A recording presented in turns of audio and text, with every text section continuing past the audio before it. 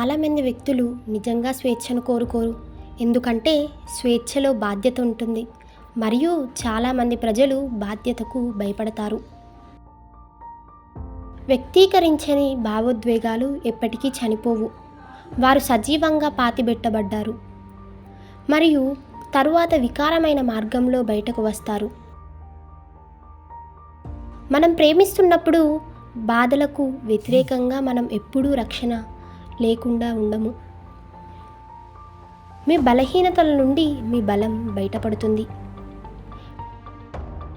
చూడటానికి కళ్ళు మరియు వినటానికి చెవులు ఉన్నవాడు ఏ మానవుడు రహస్యంగా ఉంచలేడని తనను తాను ఒప్పించగలగడు.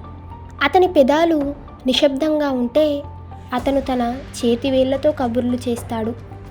ద్రోహం ప్రతి రంధ్రము వద్ద అతని నుండి స్రవిస్తుంది. ఒక ఆలోచన మర్చిపోయినప్పుడు ఎక్కడికి వెళ్తుంది? స్త్రీ మృదువుగా ఉండాలి, కానీ పురుషుడిని బలహీనపరచకూడదు. ప్రేమించేవాడు వినయంగా ఉంటాడు.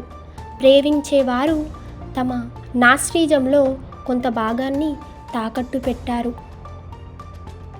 పిచ్చివాడు మేల్కొని కలలు కనేవాడు. తనను నమ్మడు, అది అతని నమ్మకం ప్రకారం జీవించదు.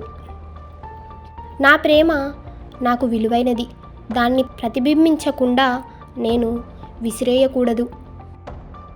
మనిషి సంతోషంగా ఉండాలంటే ఉద్దేశం సృష్టి ప్రణాళికలో లేదు. పురుషులు వారు అనుకున్న దానికంటే ఎక్కువ నైతికంగా ఉంటారు మరియు వారు ఊహించగలిగే దానికంటే చాలా అనైతికంగా ఉంటారు. ప్రేమ మరియు పని మన మానవత్వానికి మూల స్తంభాలు. సృజనాత్మక రచయిత ఆడుకునే పిల్లవాడిలాగే చేస్తాడు. అతను చాలా సీరియస్గా తీసుకునే ఫ్యాంటసీ ప్రపంచాన్ని సృష్టిస్తాడు. మీకు ఈ వీడియో నచ్చినట్లయితే లైక్ చేయండి, షేర్ చేయండి, అలాగే మా ఛానల్ను సబ్స్క్రైబ్ చేయండి.